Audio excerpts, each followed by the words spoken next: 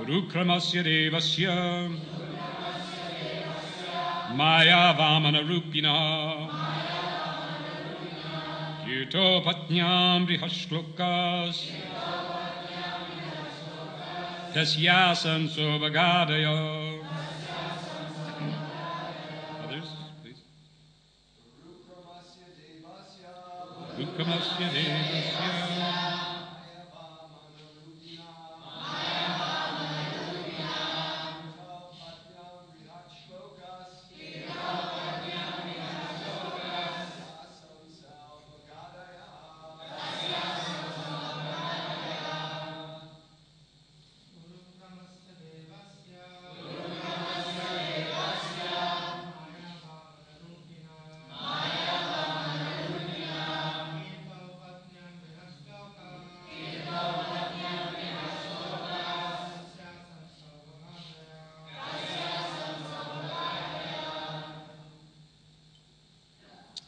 Ladies? Urukramasya devasya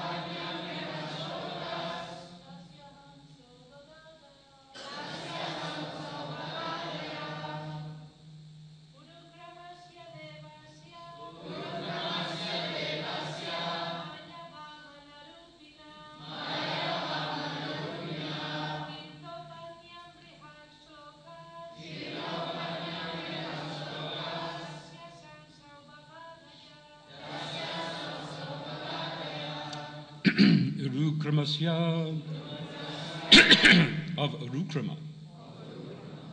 Devasya, the Lord. Maya, by his internal potency. Vamanarupinaha, having the form of a dwarf. Kirtao, in Kirti. Patnyam, his wife. Riyachloka, Riyachloka. Tasya, of him. Asan, word. Sobhaga Adayo, sons beginning with Sobhaga. Translation and purport by His Divine Grace, A.C. Bhaktivedanta Swami Srila Prabhupada.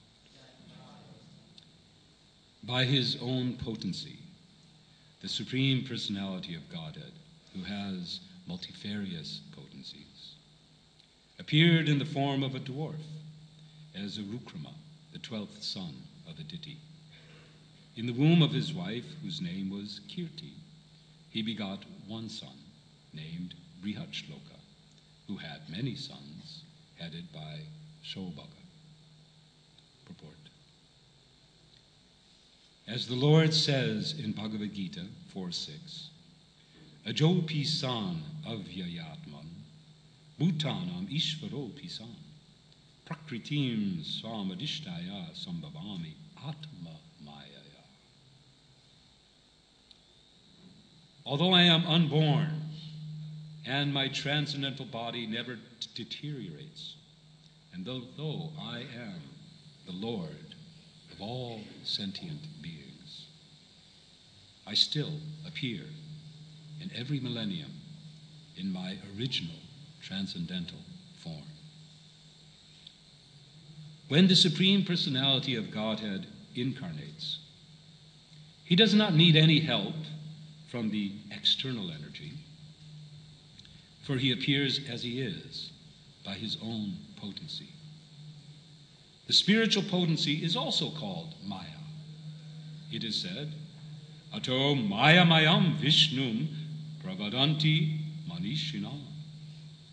The body accepted by the Supreme Personality of Godhead is called Maya Maya. This does not mean that he is formed of the external energy. This Maya refers to his internal potency. Om Aginatam Randasya Gnanjana Shalakaya Chakshumilitam Jena Tasmai Sri Gurave Namaha Kam Karoti Vachalam Pancaratna Shakripa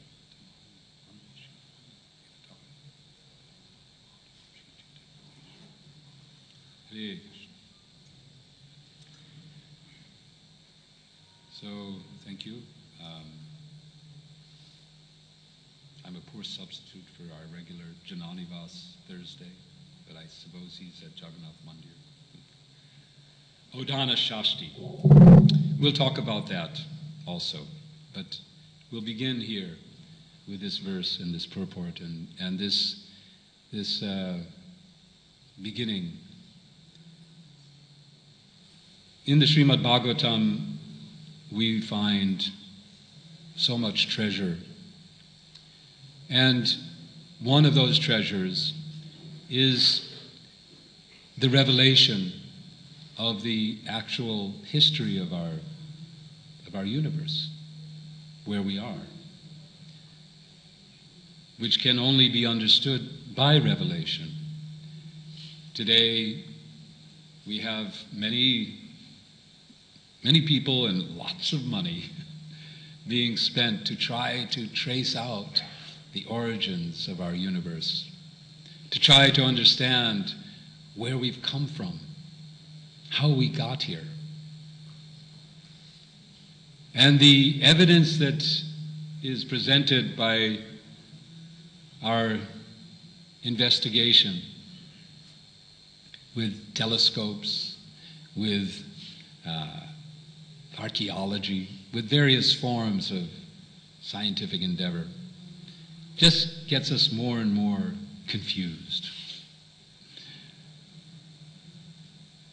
First we have Darwin trying to propose that, well, he saw a few birds that seemed to have different colors according to where they were, and he thought, oh, this must be, some natural selection. So he inferred from this observation that, well, I guess everything simply evolves.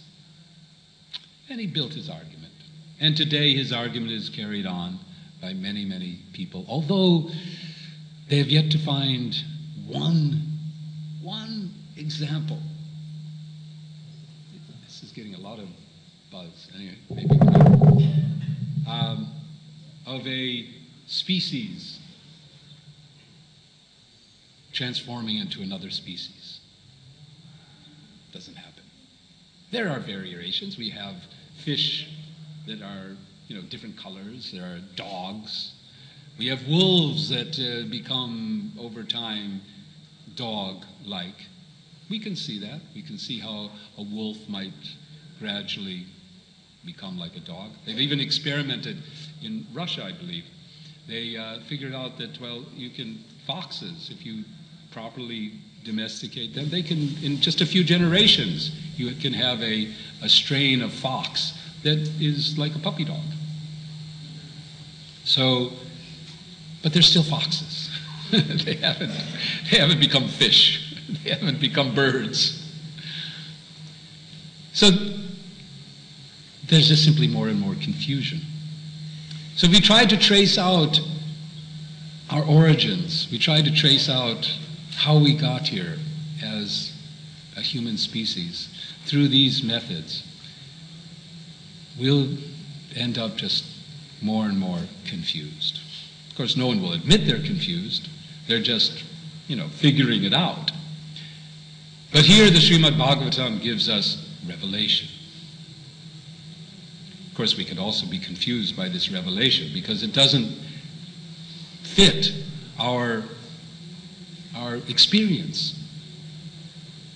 When we hear that two men discharged their semen into a pot and put it on a shelf somewhere, I guess, or I don't know what they did with it, but later on they brought out some children from this pot, then we may feel that this is it strains our capacity to understand, because all we know is what we've learned from our personal experience and what we see our technologists and scientists doing. But the Bhagavatam reveals the ancient, the time before this age in which many, many things were possible and many things did happen. Now, here we have the beginnings, really, truly beginnings of our universe. We begin the universe with Lord Brahma. But Brahma, after receiving knowledge of his duty, his service, he begins that service by manifesting the various beings, what to speak of the elements and all the things that are needed to make this universe happen. They begin to manifest from him. And one of those that manifests are the Prajapatis. And one of those Prajapatis we've been hearing about is Daksha. So Daksha plays a significant role in our story, the story of our life here. And so to know his story, to know his strengths and weaknesses, he was Daksha after all. What does Daksha means? Competent. To know that he had many, many children, and to know that from his children, from his Prajapati, from his progeny, he had these daughters, especially Aditi and Diti. And to know that from these daughters we get whole generations and generations of living entities, beings, that basically set up the whole dynamic of our universe. The Asuras and the Suras. These clans, these are the original, I'm sure in every culture you will find some stories about ancient rivalries between different dynasties or different clans or different families. So the original rivalry of this universe is the Asuras and the Suras. They are the original sides to pick. And one's going from one to... Sometimes people end up in the middle, as we know in the case of... we just heard this story. Indra's... not Brihaspati, but Vishwarup. So Vishwarup had both sides. And we see the result of that. So basically the Bhagavatam is laying it all out for us so that we understand, yes, we're here not by some string of accidents and the chance mutations and the cellular soup, but we're here as the result of the manifestation of material dynamics that are played out between these varieties of living beings on a higher level and then gradually coming down to our level. And within this whole story, we find the Bhagavatam bringing us out those highlights which teach us devotional service. So it's all setting the stage. If we wonder, well, why is all this detailed information here in the Srimad Bhagavatam? It's here to, number one, help us understand who we are. We all have a need. I mean, imagine you don't know your family. I'm sure some of you may know people who perhaps lost their parents at a very early age and ended up in some situation where they never knew their family. And many of these people, they go through life wondering, who's my father? Who's my mother? Who are they? They begin searching for them. There's a need, we all have a need to know where we've come from. We have questions in our life. Who are we is the first one. Who am I is our first question when we begin to consider life beyond sensual enjoyment. We begin to consider, well, who am I? And related to that is, where have I come from? Because tied up with our sense of who we are is where we come from. And when we don't understand where we come from, if we think we have this sense of identity that's tied to just impersonal material energy, then naturally our consciousness is going to be framed around that. I grew up in America, so I know more of America than culture and history and so on than others places. But in America we have, there were a lot of people living there, extraordinary number of people living there before the Europeans came and invaded. And prior to, or the cultures that existed in the Americas before the invasions of Europeans had a very different way of looking at life. And even today, if you ask a member of one of these nations that still continue to exist in North America, about their sense of identity and the importance of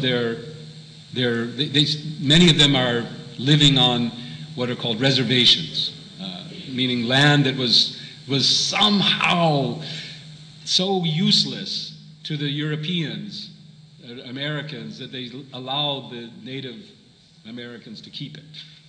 It's so useless land.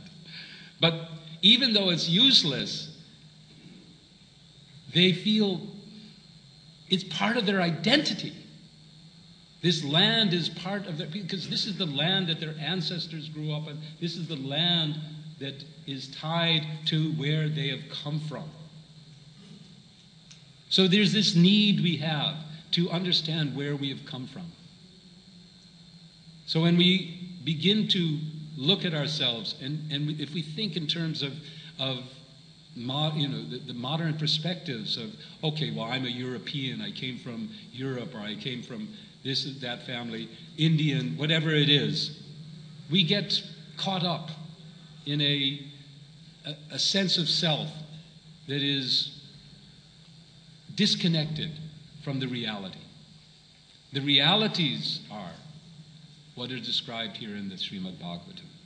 And by hearing about the actual development of human society, what to speak of, and also to know that we're not alone. Another big question comes by a thinking person. Are we the only inhabitants of this vast space? So to know that, yes, we're not alone, to know that we have come from this incredible history, gives this sense of identity, which begins to wake us up. But we can't stop there. Some people may take this information from the Puranas and the Bhagavatam and think, now I am, who is it, a friend of mine, he grew up in South India, and he's a Brahmin, and he was describing how he was taught to greet somebody. He was taught how to greet another person, okay? And I can't repeat this, But basically it said, I am the son of so-and-so, who is the son of so-and-so, who is from this particular area, who is the descendant of this one, who is then the descendant of Vashishta. Right? They're all, because they're Brahmins, they have to be descended from rishis. That's the way it is. Brahmins mean you came down, you're descendant of some rishi. So what was it? Agastya? Was it Vashishta? Who was it? And that's your gotra. And in this, our culture in India, it's a huge part of their sense of identity. Their gotra, isn't it? I mean, any of you who are born in it, you know this. It's a huge part. And for all of us, if you reflect on it, your ancestors, people search out their family trees. My brother is so, I mean, one of the biggest things in his sense of his identity is that he is the son of the son of the son of the son of the son of the son. I think it's about 8 times or 9 times of Thomas Chase, a soldier in the American Revolution. I mean, this guy was, we know he fought in the American Revolution. Did he do anything? We don't have any idea. Was he a good soldier? No idea. But he fought in the American Revolution, yeah. I am the son of the son of the son of the son of the... So these materialistic identities, they're valuable for our sense of who we are. But we have to go beyond.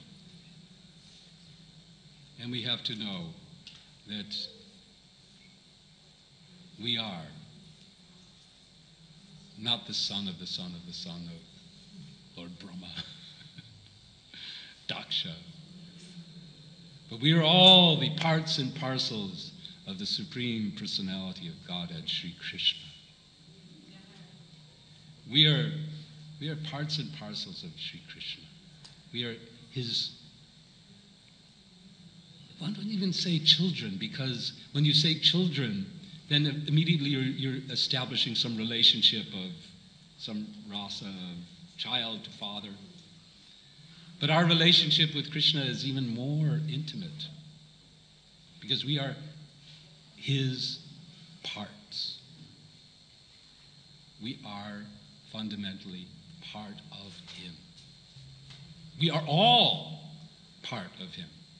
Not that I'm a part of him, but you're somebody else. You're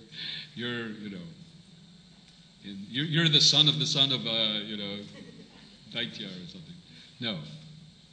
Not that I am the son of Vashishta. So I am actually, every single one of us, not just us in this room, but every living being.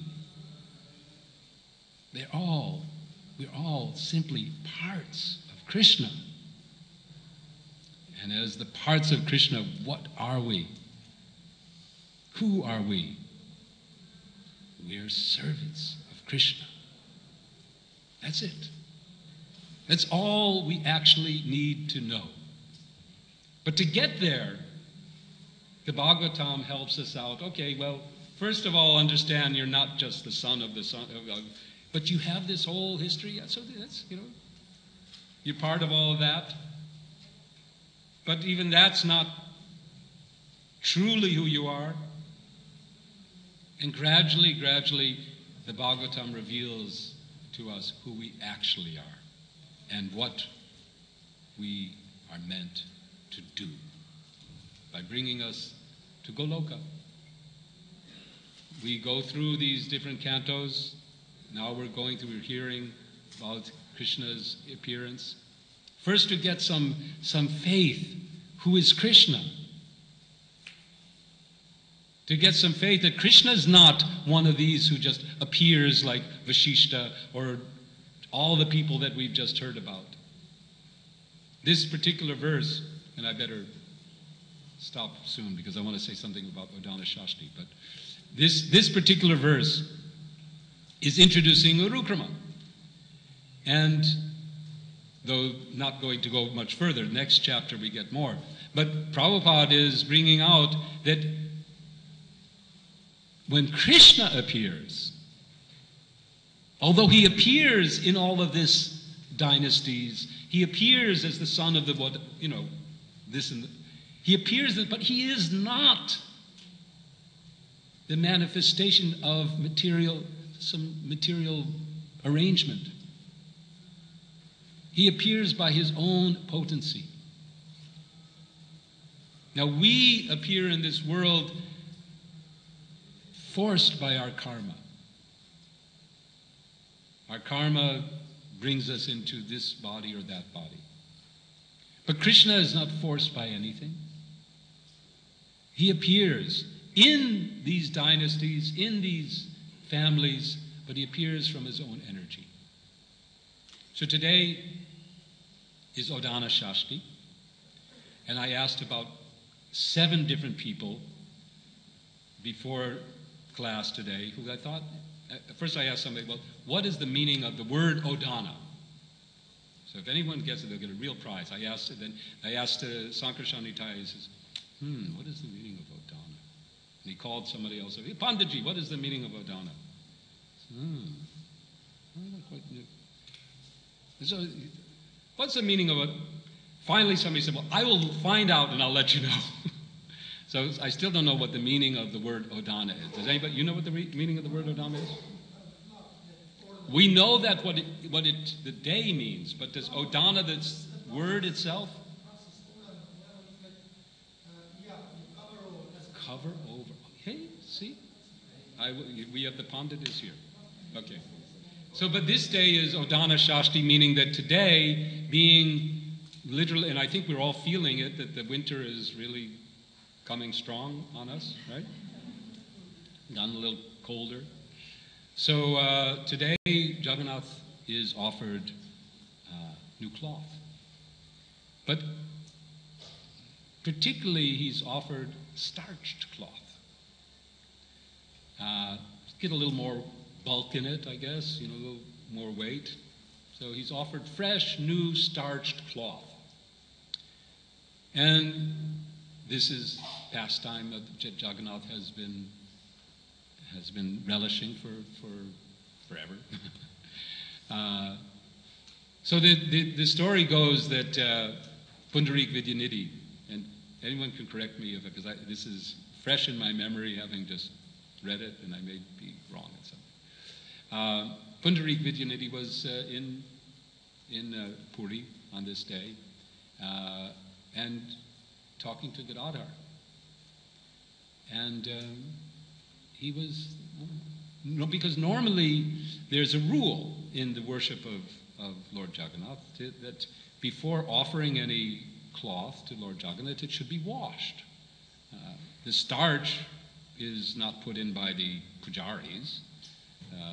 The starch in the cloth is from the weavers. The weavers weave the cloth, and then they starch it up, and then they fold it. And I'm sure all of you who have bought clothing in India, what's the first thing you do after you buy the clothing generally?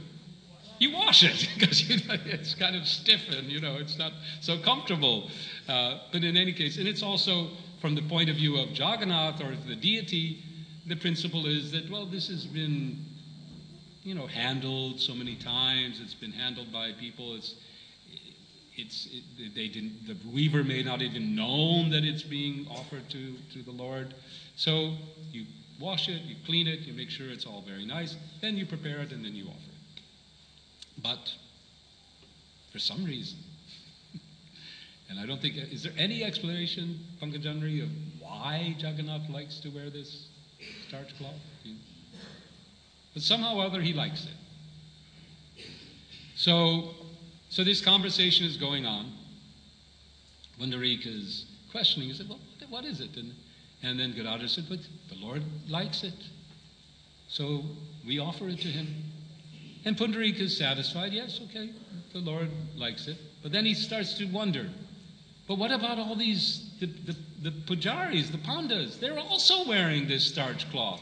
I mean, what's their business? This is not right. And he begins to question like this.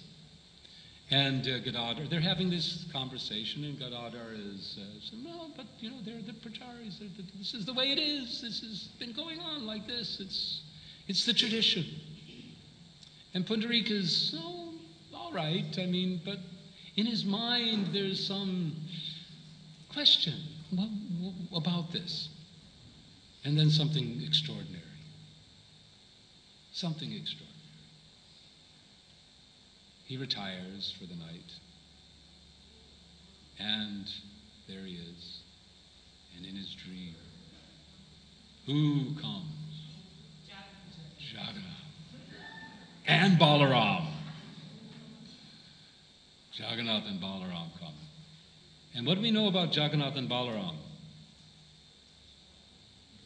They don't really have hands, but this time, they've got hands. And they slap Pundarika.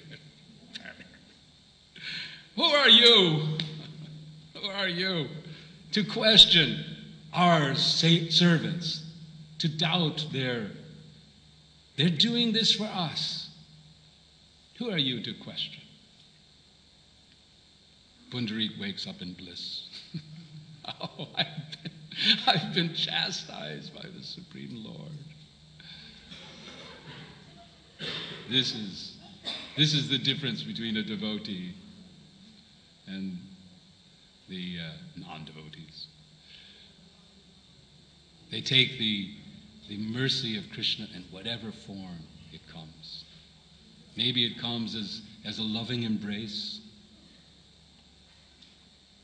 and sometimes it comes Ashlishyava Bharatam Vinastuma Adarshanam Marma Tam Kurutuva Yata Tata Vidadatu Lamputo Jat Prananas Tu Seva Napara. Sometimes it comes in a painful way, but doesn't matter. To the pure devotee, it's all the ecstasy of having this relationship with Krishna. Krishna, who is beyond our ability to rationalize and just understand, well, but why are you wearing starched cloth? Krishna does what he wants to do. And we have the opportunity to hear of his pastimes, to relish those pastimes, sometimes perhaps to understand them, often not to understand them, but to relish them because they're suffused, as in this, with love. Why did Jagannath want to teach Pundarika a lesson? He wanted to teach him a lesson of love. That it's not in the externals, it's in the mood, it's in the attitude.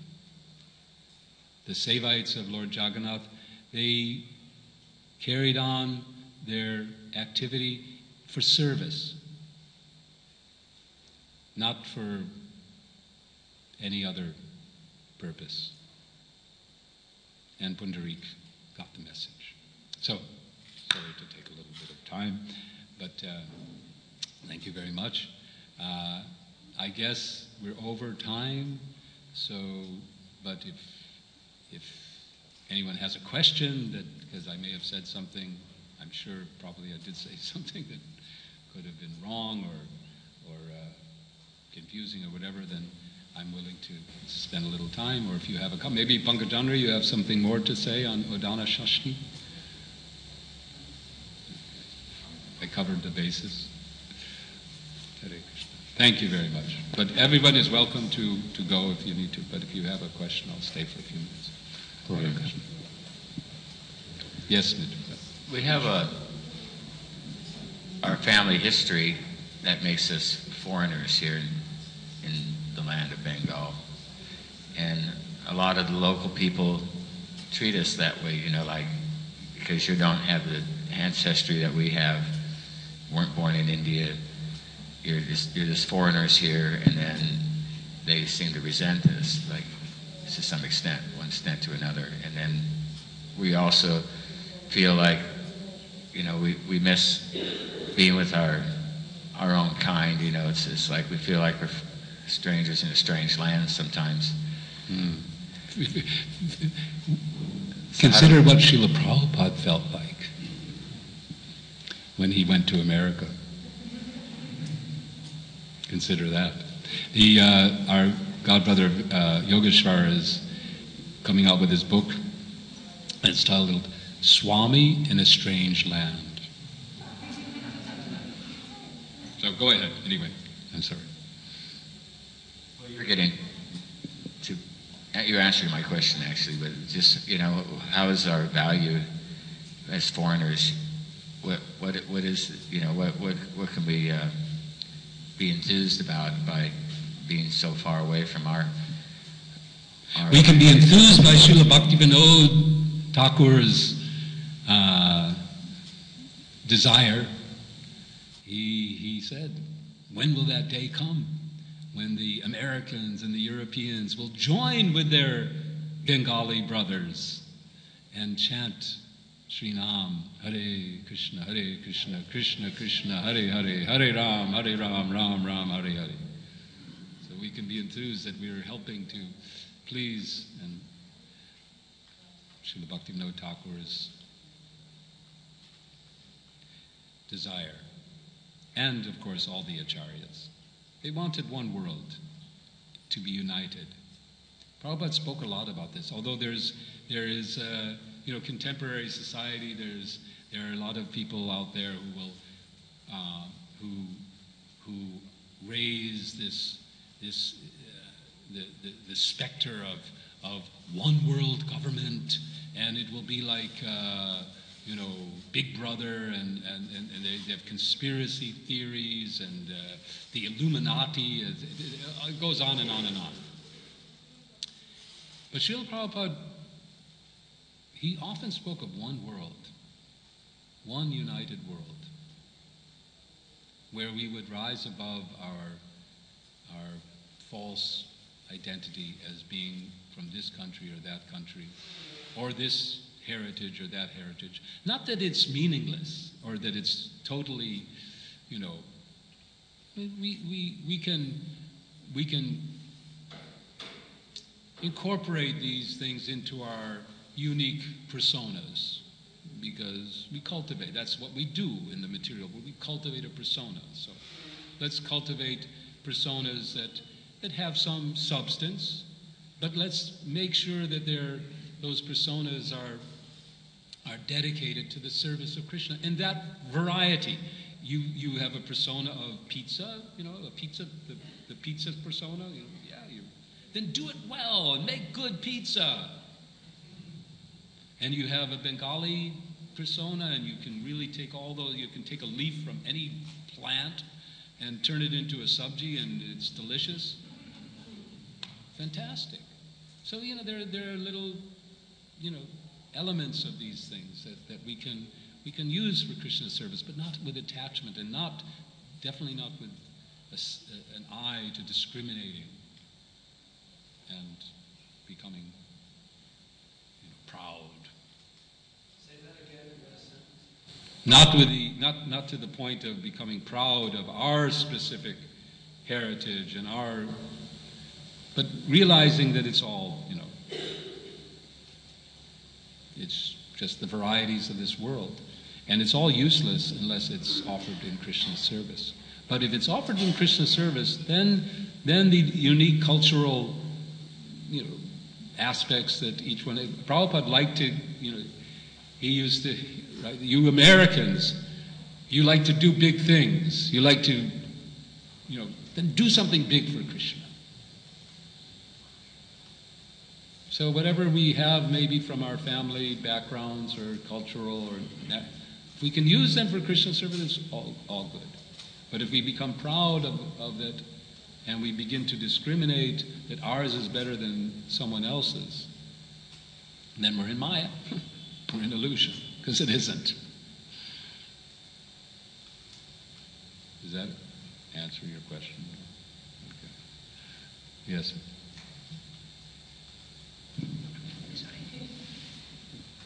Hare Krishna. This little boy who was here had to leave, but he asked me to ask a question. Oh, but he's not here, so then how will you know but the he answer? might be listening in the radio. He's Okay. taking breakfast. So he asked where, because we were talking where are we coming from, so he wants to know where are the dinosaurs coming from. The what? Dinosaurs. Dinosaurs. Dinosaurs. Good question. When he finds out the answer, then I'll be interested to know myself. We know that they're coming from Krishna. We know that they're coming from some Prajapati. I mean, they make all kinds of things. You know, they take the Prajapatis to give birth to not just, human-like, demigods and demons and so on, but you'll see, there's been, earlier it was talking about, the fire came out and the snakes and the wind and the Maruts are just being described here. The Maruts, airs. So, for some reason, for some particular period of time in the universe, there was a need for these creatures to roam around. And that's all we know. They were there. I mean, the evidence is there that they did exist. I don't think there's any question that there were some, unless Maya is really trying to do something for us and has created false evidence. But otherwise, their remains are all over the place. So they must have been there. What they were doing, why they were doing it, when they were doing it. Science is going to tell you, but then they tell you today this is what they were doing and so on. Next year they'll tell you, well, actually we found that there was a mistake in the way that we calculated, and now it's something else. But one thing that is that some devotees are trying to demonstrate, which is very interesting, is that while these dinosaurs and so on were roaming around, there were human beings like us, which makes everything very curious. So maybe they were,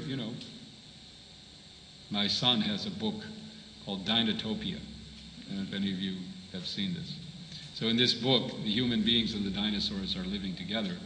And the dinosaurs are basically helping the human beings in carrying big loads and doing other things that the humans couldn't do. So who knows? It's not really very relevant.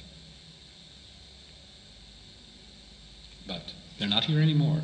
Well, some of them, there's some remnants in the oceans. There's a Timingila fish. Apparently he's still around. Some people have seen. And we still have crocodiles and alligators who are similar. So. But I think one thing we can take the scientists, it seems logical that they didn't have very big brains. So, the dinosaurs. But the ones that do, I mean, there are some, this is for all of us to think about. There are other creatures that are living with us today, elephants, for example, who have quite interesting things going on up there. Dolphins, some, other who are they've a lot of interesting stuff. And we think we're the great, species. Of course, we have one special thing, is we have Krishna's, the opportunity to serve Krishna in a very special, deep way. But if we don't do that, then we're no better than the dinosaurs. So, yes, Jaisha.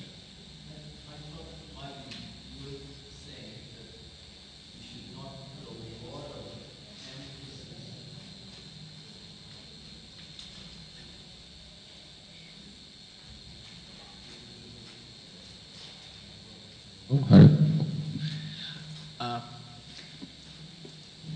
Without getting too philosophical, but pratyaksha means direct perception, yeah? So archaeologists find something, an impression in some rock or a bone or something. From that they go to, I think it's called anuma. Next level is to extrapolate from the direct perception. So then the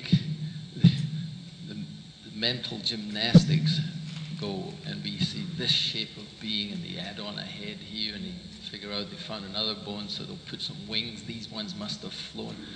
There's massive, massive amounts of mental speculation. So I think we have to be very careful as parents, because I see many children, dinosaurs are, it's all true, and it was all something. Something may have been. If you ever go to, I mean, I have lived in America, which there's a few dinosaur parks, and you go and you see, right there in the ground. It's not taken out, it's right there.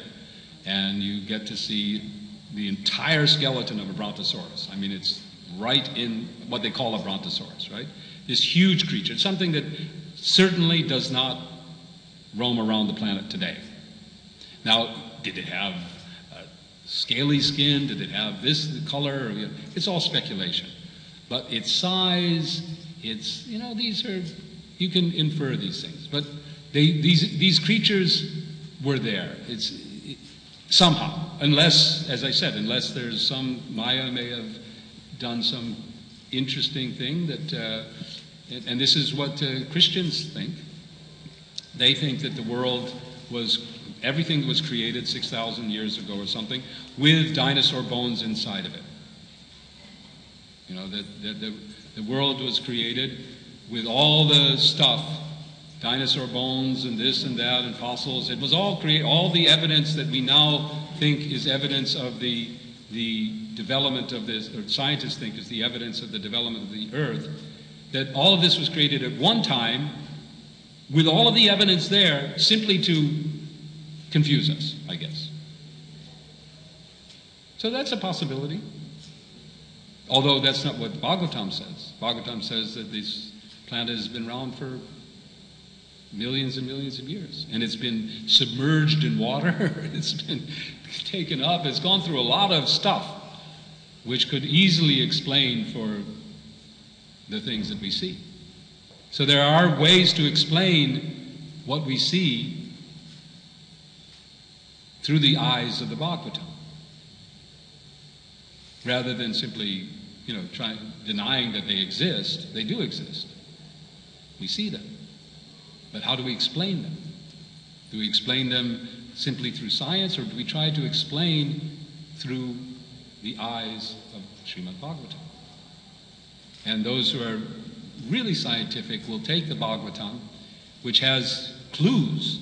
My friend Rasaraj is building a big career on taking I should say he's building a career. He's doing a service. I shouldn't, because it has nothing to do with his career. He's doing a real fundamental service by focusing on the Sankhya descriptions in the third canto and relating them to quantum physics and explaining things, reaching an explanation of things that the top scientists of the world have been struggling to explain